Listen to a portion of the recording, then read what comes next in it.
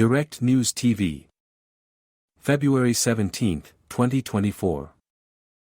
Ukraine troops withdraw from frontline city of Avdiivka, Army chief says. Ukrainian troops have withdrawn from the frontline city of Avdiivka, the new army chief announced, after months of heavy fighting and little progress in repelling Russian forces in the country's eastern front. "I decided to withdraw our units from the town and move to defense from more favorable lines in order to avoid encirclement and preserve the lives and health of servicemen," Oleksandr Syrskyi said on Saturday, days after taking the helm of the Ukrainian military in a major shakeup. The battle for the industrial hub, less than 10 kilometers, 6 miles, north of the Russian-controlled city of Donetsk, has been one of the bloodiest of the two-year war. Many compare it with the battle for Bakhmut, in which tens of thousands of soldiers were killed.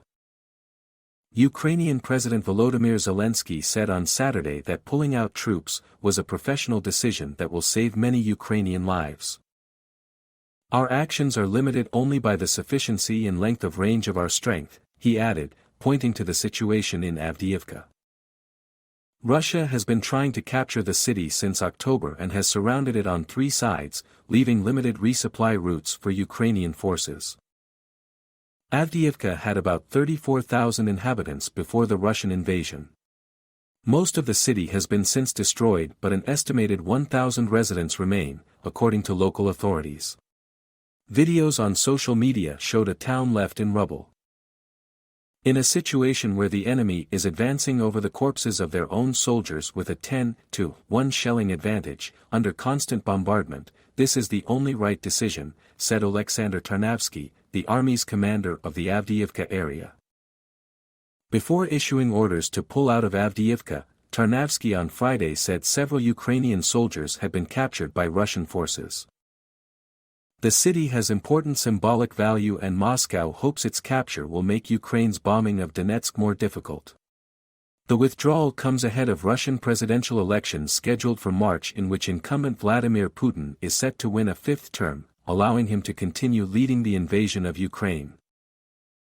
Avdiivka lies in the Donetsk region of Ukraine, which the Kremlin has claimed to be part of Russia since a 2022 annexation that remains unrecognized by nearly all United Nations members. At the Munich Security Conference on Saturday, Zelensky pushed for countries to give Ukraine longer-range weapons and more air defense systems. Unfortunately, keeping Ukraine in the artificial deficit of weapons, particularly in deficit of artillery and long-range capabilities, allows Putin to adapt to the current intensity of the war, Zelensky said in Germany. "The self-weakening of democracy over time undermines our joint results."